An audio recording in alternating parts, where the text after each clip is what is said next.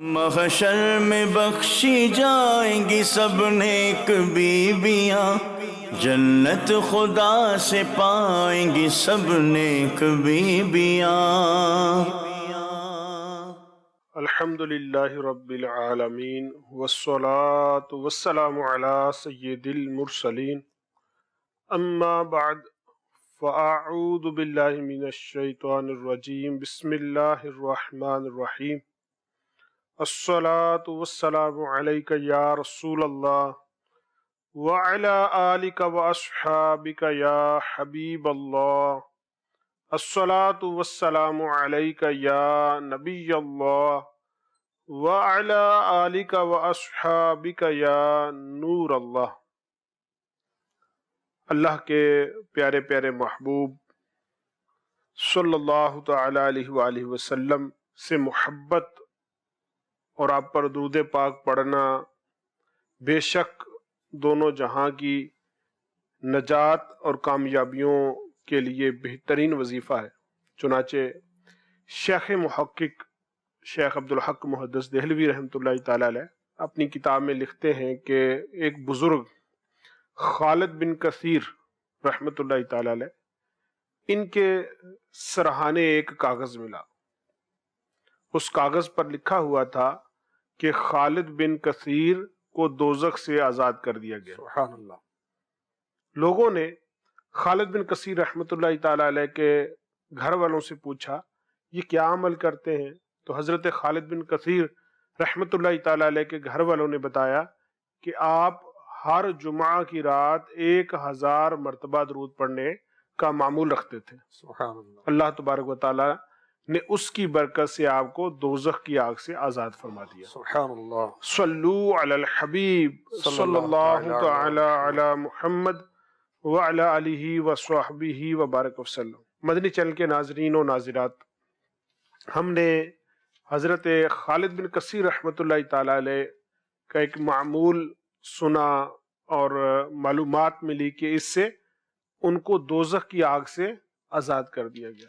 ہمارے بزرگوں کی یہ عادت ہوا کرتی ہے کہ وہ اپنی زندگی کو اس طرح پلان کرتے ہیں، اس طرح ترتیب دیتے ہیں کہ ان کے ان اعمال سے ان کی قبر روشن ہو، ان کو دوزخ سے آزادی ملے، ان کا راہ جنت کی طرف سفر ہو۔ ہم اپنی زندگی کو ویسے گزارتے چلے جاتے ہیں، اس کی کوئی جسے کہتے ہیں کوئی ہدف نہیں ہے کہ مثلا میرا بھی ہدف ہے کہ میں نے قبر میں جانا ہے، لیکن کیا میں اپنے اعمال کا اس اعتبار سے جائزہ لیتا ہوں کہ آج میں نے کون سا ایسا عمل کیا جو قبر کو روشنی دینے والا ہے، کون سا ایسا عمل کیا جو قبر کی کشادگی کا باعث بنے گا، کون سا ایسا عمل کیا جو قبر کی خوشبو کا باعث بنے گا، اور کون سے ایسے کاموں سے بچا ہوں جو قبر کی تنگی کا باعث بنتے ہیں۔ اللہ تبارک و تعالی ہمیں بھی اچھے اعمال کی توفیق عطا فرمائے، خصوصاً درود پاک کی عادت کو معمول بنائیے۔ اللہ مجھے بھی توفیق دے، آپ کو بھی توفیق عطا فرمائے۔ صلو علی الحبیب صلی اللہ تعالی علی محمد۔ ہمارا سلسلہ نیک خواتین، اس میں نگران پاک مشاورت حاجی محمد شاہد اتاری دامت برکاتہم العالیہ ہمارے ساتھ ہوتے ہیں اور وہ اپنے قیمتی مدنی پھولوں سے ہمیں نوازتے ہیں۔ آج بھی آپ تشریف فرما ہے انشاءاللہ عز و جل۔ آج حضرت سیدہ عائشہ صدیقہ طیبہ طاہرہ رضی اللہ تعالی عنہا کے فرامین میں سے چند فرامین پر گفتگو ہوگی اور انشاءاللہ اسے مدنی پھول ملیں گے۔ یا سیدی آج حضرت عائشہ صدیقہ رضی اللہ تعالی عنہا کے فرامین میں سے کس فرمان علی شان کو بیان فرمائیں گے؟ بسم اللہ الرحمن الرحیم۔ اس فرمان کو بیان کرنے سے پہلے میں فرمان مصطفیٰ صلی اللہ علیہ وسلم سناتا ہوں۔ ارشاد فرمایا صحابہ کرام کو، تم اپنا 2/3 دین اس حمیرہ سے حاصل کرو، سبحان اللہ، رضی اللہ تعالی عنہ۔ اور خود ام المؤمنین رضی اللہ تعالی عنہ کا ارشاد کنز العمال میں ہے کہ لوگوں مجھے تم پر ماں ہونے کی وجہ سے نصیحت کرنے کا حق ہے۔ سبحان اللہ۔ تو آپ نے واقع حق ادا کیا، الحمدللہ، قولاً فعلاً نصیحتیں کی، اور آج جو نصیحت آپ کی ہم سنیں گے دو نصیحتیں عرض کرتا ہوں. فرمایا تم لوگ ورع سے غافل ہو، حالانکہ یہ افضل عبادت ہے. صحیح. اور یوں فرمایا ایک اور مقام پر، بے شک لوگوں نے اپنے دین کا بڑا حصہ ضائع کر دیا اور وہ ورع ہے. ورا، یہ ورا کیا ہے سب؟ احیاء العلوم میں امام محمد غزالی رحمۃ اللہ تعالی علیہ نے جو لکھا عرض کرتا ہوں، اور اس سے پہلے احیاء العلوم کے بارے میں عرض کرتا ہوں. ماشاء اللہ. احیاء العلوم کی جو مکتبۃ المدینہ نے جلدیں شائع کی ہیں وہ 5 ہیں. صحیح. اور یہ وہ کتاب ہے کہ ماشاءاللہ مجھے دعوت اسلامی میں کوئی 38-39 سال ہو گئے. الحمدللہ. شروع سے ہی ہم نے دیکھا کہ امیر اہل سنت اس کتاب کو پڑھنے کی ترغیب دلاتے ہیں. کیا بات. اور آپ فرمایا کرتے ہیں کہ اعلی حضرت کا فیضان ہے اور امام غزالی کا فیضان ہے جو آپ کے سامنے بیٹھا ہوں. اس طرح کے ارشادات آپ فرماتے رہتے ہیں. اور ماشاءاللہ جامعۃ المدینہ جو گرلز کے ہیں اس کی بھی ایک کارکردگی آپ نے بھیجی تھی نا ایک مرتبہ، احیاء العلوم کا مطالعہ کیا تھا. امیر اہل سنت نام برکاتہم العالیہ نے ترغیب دلائی تھی پہلی جلد کی اور تیسری جلد کی. تو سینکڑوں نے پہلی جلد کا بھی مطالعہ کیا تھا اور تیسری جلد کا بھی کیا تھا، اور بعض نے مکمل احیاء العلوم کا بھی مطالعہ ماشاءاللہ. فرمایا تھا. تو ناظرین و ناظرات بھی یہ پڑھیں تو کیا بات ہے. تو یہ کتاب تو ایسی ہے کہ زندگی میں بار بار پڑھیں، ہر بار نیا لطف ملے گا، نئی سی باتیں سیکھنے کو ملتی ہیں. خصوصیت کچھ بتائیں گے آپ؟ یسیدی اس کتاب کا جو اسلوب ہے وہ اتنا شاندار ہے کہ اس میں قرآن پاک کی آیات اس میں ذکر کی گئی ہیں، احادیث کرام بھی ہیں، اور جو اس کے اندر امام غزالی رحمۃ اللہ تعالی علیہ کا ایک انداز ہے کہ وہ تشخیص مرض بھی کرتے ہیں، اسباب مرض بھی بتاتے ہیں اور علاج مرض بھی بتاتے ہیں. وہ علمی علاج، عملی علاج، وہ سب، وہ ڈاکٹر کو بہت اچھا ڈاکٹر سمجھا جاتا ہے، اس طبیب کو بہت اعلیٰ طبیب سمجھا جاتا ہے جو تشخیص بھی کرتا ہو، اسباب بھی بتاتا ہو، علاج بھی بتاتا ہو، پرہیز بھی بتاتا ہو. پرہیز آج کل ویسے کم بتاتے. تو یہ ایسے طبیب ہیں کہ ماشاءاللہ انہوں نے یہ ساری چیزیں کی ہیں. یعنی بہت ساروں سے یہ سنا ہے میں نے کہ احیاء العلوم شریف جب پڑھتے ہیں تو ایسے لگتا ہے کہ امام غزالی مجھے سمجھا رہے ہیں. اب پڑھیں گے تو پتہ چلے گا. ویسے اللہ کرے ان کی کتابیں پڑھیں اور آپ 5ویں صدی کے مجدد کہے گئے. تو غیر مسلم بھی آپ کی کتابیں پڑھتے ہیں، یعنی آپ کی کتابوں کی یہ ایک جسے کہتے ہیں نا کہ وہ فن کتابت میں، تحریر میں بھی وہ اسلوب ہے کہ جس کو غیر بھی مانے، کہ اتنی جامعیت کے ساتھ آپ کی تحریر. فلسفہ جو ہے آپ نے فلسفیانہ انداز سے وہ لوجیکل انداز اپنا ہے نا، ہر چیز کو دلیل، عقلی دلائل بھی بیان کیے جو معاشرتی طور پر ہیں. امثلہ بیان کرتے ہیں. امثلہ کیا ہوتا ہے؟ مثال کی جمع امثلہ، ایگزامپلس، مثالیں. ٹھیک ہے. تو ورا کیا ہے؟ یہ امام غزالی رحمۃ اللہ علیہ نے احیاء العلوم میں بیان فرمایا کہ اس کے 4 درجے ہیں، اور خلاصہ یہ ہے کہ حرام سے بچ کر ورا اختیار کرنا دین ہے. اچھا 4 درجے کیا ہیں؟ عوام کا درجہ، صالحین کا درجہ، متقین کا درجہ، صدیقین کا درجہ. امام غزالی کتنے پیارے انداز سے لکھ رہے ہیں. حرام سے جو ظاہر حرام، اس سے بچنے کا نام ہے ورا، عوام کا ورا. اور اگر صالحین کا، نیکوکاروں کا ورا ہے وہ یہی کہ شبہات سے بھی بچیں. میرے نبی، پیارے نبی، آخری نبی محمد عربی صلی اللہ علیہ وآلہ وسلم نے فرمایا جو تجھے شک میں ڈالے اس کو چھوڑ کر اسے اختیار کر جو تجھے شک میں نہ ڈالے. جامع ترمذی کی حدیث پاک کا خلاصہ یہ. اور ایک روایت میں ہے کہ گناہ دلوں میں کھٹکتا ہے، جو کھٹک رہا ہے اس کو چھوڑ دیں، یہ ورا ہے. یہ صالحین کا. متقین کا ورا یہ ہے کہ خالص حلال کو بھی ترک کر دے کہ جو حرام کی طرف لے جا سکتا ہے. کہ میرے پیارے نبی صلی اللہ علیہ وسلم نے فرمایا آدمی اس وقت تک پرہیزگار کا درجہ نہیں حاصل کر سکتا جب تک اس کام کو جس میں برائی نہ ہو چھوڑ دے اور اس کام سے ڈرے جس میں برائی ہو. یہ سنن ترمذی شریف کی حدیث پاک کا خلاصہ پیش کیا. اب چوتھا درجہ ہے صدیقین کا ورا، یعنی ولایت کے اندر جو سب سے بڑا درجہ ہے وہ صدیقین کا ہے. اور میرے غوث پاک شیخ عبد القادر جیلانی رحمۃ اللہ علیہ صدیق ہیں. الحمدللہ. تو یہ کیا ہے؟ سوا تیرے سب سے کنارہ کروں، یہ ہے صدیقین کا ورا. یہ یعنی اس خوف سے کہ کہیں زندگی کا کوئی مومنٹ، کوئی لمحہ، کوئی سیکنڈ وہ ایسا نہ گزرے کہ جو اللہ کا قرب نہ دلائے. کیا بات. تو وہ اس وجہ سے وہ چھوڑ دیتے ہیں، حالانکہ وہ لمحہ کوئی حرام کی طرف نہیں لے کے جا رہا، کوئی نافرمانی کی طرف نہیں لے کے جا رہا. تو یہ 4 درجے یعنی میرے آقا مباح، امام غزنوی نے بیان کیے. یعنی مباح چیزوں جن پر نہ گناہ ہے نہ ثواب ہے، ان سے بھی بچتے تھے صدیقین اور غوث پاک رضی اللہ عنہ کی شان یہ اپنے بیان فرمائی. ماشاءاللہ. تو حضور یہ جو ورع و تقوی اختیار کرتے ہیں لوگ، ماشاءاللہ، اللہ تعالیٰ مجھے بھی نصیب فرمائے. آمین، مجھے بھی نصیب فرمائے. اس کی فضیلتیں بھی کچھ بیان کریں تاکہ ہمیں بھی رغبت ملے اس کی. قوت القلوب میں حضرت شیخ ابو طالب المکی رحمۃ اللہ علیہ، جنہیں اعلی حضرت نے مجدد لکھا ہے، ماشاءاللہ، اتنے عظیم بزرگ، اور ماشاءاللہ قوت القلوب مکتبۃ المدینہ نے شائع کی ہے ترجمے کے ساتھ. الحمدللہ. اور اس کے اندر روایت لکھی ہے، اللہ پاک قیامت کے دن اولین و آخرین کو جمع فرمائے گا. وہ ایک آواز سے ندا دے گا، قریب والا بھی سنے گا، دور والا بھی سنے گا. اے لوگو، جب سے میں نے تمہیں پیدا کیا تب سے آج تک میں خاموش رہا، تمہاری باتیں سنتا رہا، تمہارے اعمال دیکھتا رہا. اب تم خاموش رہو اور سنو. یہ تمہارے اعمال ہی ہیں جو تم پر پیش کیے جائیں گے. اے لوگوں، میں نے ایک نسب بنایا، تم نے ایک نسب بنایا، مگر میرے نسب کو تم نے گرایا، اپنے نسب کو بلند کیا. میں نے کہا ان اکرمکم عند اللہ اتقاکم، بے شک اللہ کے یہاں تم میں زیادہ عزت والا وہ جو تم میں زیادہ پرہیزگار ہے. مگر تم نے انکار کیا اور کہا فلاں بن فلاں فلاں سے زیادہ دولت مند ہے. آج میں تمہارا نسب گراؤں گا، اپنا نسب بلند کروں گا. اب ارشاد ہوگا کہاں ہیں متقی، پرہیزگار لوگ کہاں ہیں؟ تو ایک جماعت کے لیے ایک پرچم، ایک فلیگ نصب کیا جائے گا. آخر وہ اہل تقوی جو متقی ہوں گے، جو پرہیزگار ہوں گے، جو حرام کو ترک کرنے والے، شبہات کو ترک کرنے والے، اس حلال کو بھی اللہ کی محبت میں ترک کرنے والے کہ کہیں یہ حرام کی طرف نہ لے جائے، اور ہر اس بات کو ترک کرنے والے کہیں اللہ کی یاد سے، قرب سے ہمیں دور نہ کر دے.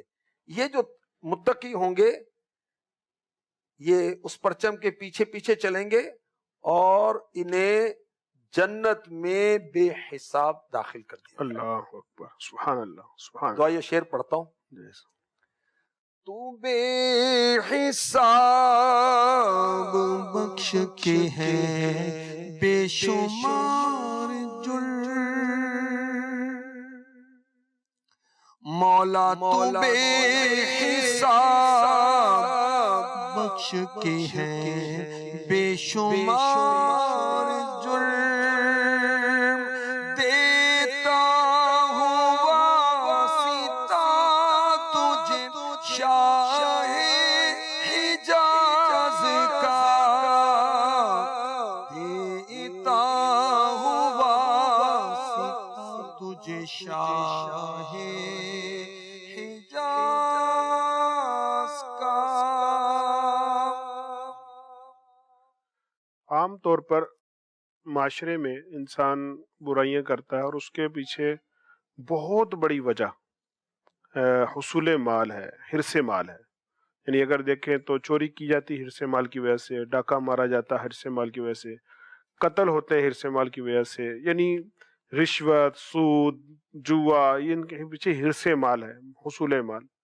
قرآن پاک میں اللہ تبارک و تعالیٰ ارشاد فرماتا ہے من یتق اللہ یجعل لہ مخرجا، وہ جو اللہ سے ڈرتے ہیں، تقوی اختیار کرتے ہیں، اللہ ان کو راہ نجات عطا فرماتا ہے. سبحان اللہ. اور اللہ ان کو اتنا رزق دیتا ہے جس کا وہ گمان بھی نہیں کر سکتا. سبحان اللہ. تو اب وہی بات آپ ورع کا بیان فرما رہے تھے، تقوی کا بیان فرما رہے تھے کہ انسان اگر تقوی اور ورع اختیار کر لے، اللہ تعالیٰ سے مانگے، اللہ تعالیٰ نصیب فرمائے، تو رزق بھی بے پناہ ہے. یعنی متقیوں کے لیے دنیا میں بھی بڑے انعامات ہیں. اور ایک آیت مبارکہ میں اللہ تبارک و تعالیٰ ارشاد فرماتا ہے ان تتقوا اللہ یجعل لکم فرقانا، اگر تم پرہیزگار بن جاؤ تو اللہ تمہیں فرقان بنا دے گا. اور فرقان کہتے ہیں جس کو حق اور سچ کی پہچان ہوتی ہے، وہ یہ جانچ کر لیتا ہے کہ صحیح چیز کیا ہے، غلط کیا ہے، حق کیا ہے، یوم بدر کو یوم فرقان کہا گیا. قرآن پاک کا نام بھی فرقان ہے، فرقان ہے. کہ وہ تمیز کر دیتا ہے تمیز سچے اور جھوٹے میں، اور سمجھیں کہ جو اللہ والے ہیں اور جو دشمن ہیں ان کو فرق کر دیتے ہیں۔ راہ ہدایت اور راہ گمراہی کا وہ جانچ ہو جاتی۔ تو وہ جو قرآن پاک کی آیت مبارکہ شروع میں سورہ بقرہ میں ہے، ذالک الکتاب لا ریب فیہ ھدی للمتقین، تو اب یہ ذہن میں سوال آتا تھا کہ ہدایت متقین کے لیے ہے، تو جب ہم اس آیت کو پڑھتے ہیں کہ متقین فرقان بن جاتے ہیں، وہ حق اور سچ کی پہچان کرتے ہیں، پھر جب وہ قرآن پڑھتے ہیں تو قرآن کی ہدایت سے منور ہوتے ہیں، چونکہ وہ ہدایت لینے والے بن جاتے ہیں، ان کا سینہ جو ہے وہ فرقان بن جاتا ہے۔ دیکھیے قرآن پاک تو سب کے لیے ہدایت ہے نا، ھدی للناس بھی کہا گیا، بے شک مگر اس سے ہدایت لیتے متقی ہیں۔ چونکہ وہ فرقان بنتے ہیں، تو اللہ تعالی ہمیں یہ تقوی اور ورع یعنی ان نصیب کو فرما۔ یہ تمیز عطا فرما دیتا ہے، پہچان رب کائنات عطا فرما دیتا ہے کہ وہ حق اور سچ میں، صحیح اور غلط میں پہچان کر سکتے۔ کیا بات، یہ بہت بڑا انعام ہے، یعنی دنیاوی اعتبار سے بھی اگر کسی کو اچھی بری چیز کی تمیز ہو تو لوگ کہتے ہیں یار یہ بڑا سمجھدار آدمی، بڑا دانا آدمی، اور جس کو اپنی آخرت کے معاملے میں یہ پہچان ہو جائے کہ یہ میری آخرت کے لیے اچھا ہے، یہ غلط ہے، اور اس کو وہ عمل میں شامل کرنے والا بھی بن جائے تو اس کو فرقان کہتے ہیں، اور یہ بہت بڑا اللہ کا انعام ہے۔ یعنی گویا کہ وہ ہدایت کی طرف تیزی سے بڑھنے والا ہوگا جو فرقان بن جائے۔ اللہ تعالیٰ اس کی ہمیں توفیق عطا فرمائے۔ آمین آمین۔ یا سیدی یہ ورع جو ہے، یہ تقوی ہے، اس کو حاصل کرنے کے طریقے کیا ہو سکتے ہیں؟ کیسے ہم اس کی طرف بڑھیں؟ جی۔ بے شک اس کے فضائل بھی بہت ہیں، اس کے ثمرات بھی بہت ہیں، لیکن ہم تقوی اختیار کریں، اس سے ہمیں کیا کرنا چاہیے؟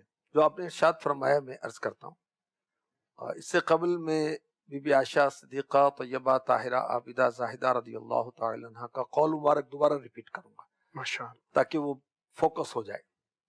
فرمایا تم لوگ ورع سے غافل ہو، حالانکہ یہ افضل عبادت ہے۔ فرمایا بے شک لوگوں نے اپنے دین کا بڑا حصہ ضائع کر دیا ورع ہے۔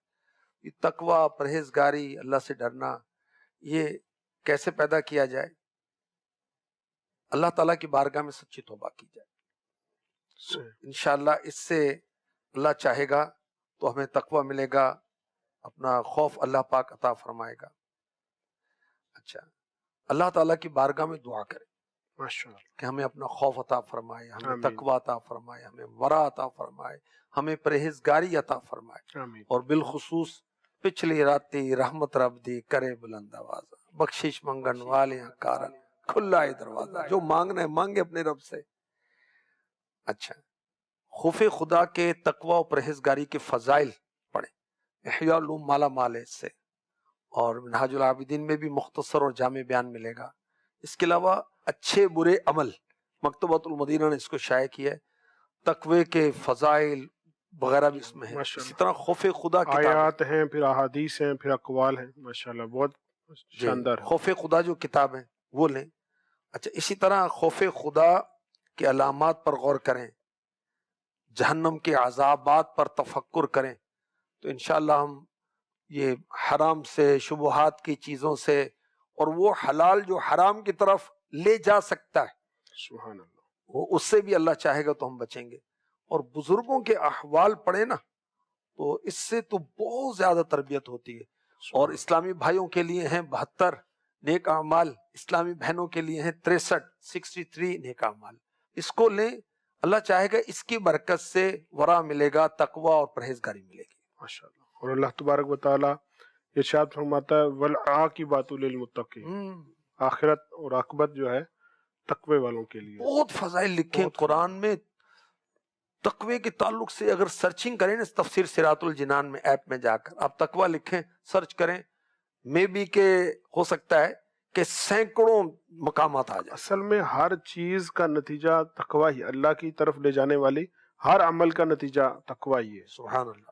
یعنی نماز پڑھتے ہیں تقوی کے لیے، روزہ رکھتے ہیں تقوی کے لیے، ہم جو بھی صدقہ کرتے ہیں تقوی، یعنی ہر چیز کا جو پھل ملتا ہے نا وہ تقوی ہے، علم حاصل ہوتا ہے تقوی عطا کرتا ہے۔ تو یا سیدی اللہ تبارک و تعالیٰ تقوی نصیب فرمائے۔ آمین آمین۔ ابھی سوالات ہیں کچھ، جی، تو اسلامی بہنوں کی طرف سے یہ سوال آیا ہے کہ اگر کوئی اسلامی بہن بھول کر الٹا دوپٹہ لے کر نماز پڑھ لے تو اس کا کیا حکم ہے؟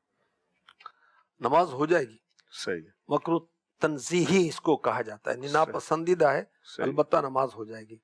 اب بعض دوپٹے ایسے ہوتے ہیں کہ اس کا الٹا اور سیدھا ہوتا ہے، صحیح ہے، بعض کا دونوں ایک جیسا ہی ہوتا ہے، صحیح تو جس کا الٹا سیدھا نہیں ہے اس میں تو پھر مکروہ تنزیہی کی ترکیب بھی نہیں ہوگی، صحیح اور جس کا الٹا سیدھا ہے تو اس میں بھی نماز ہو جائے گی، لیکن یہ ناپسندیدہ عمل ہے۔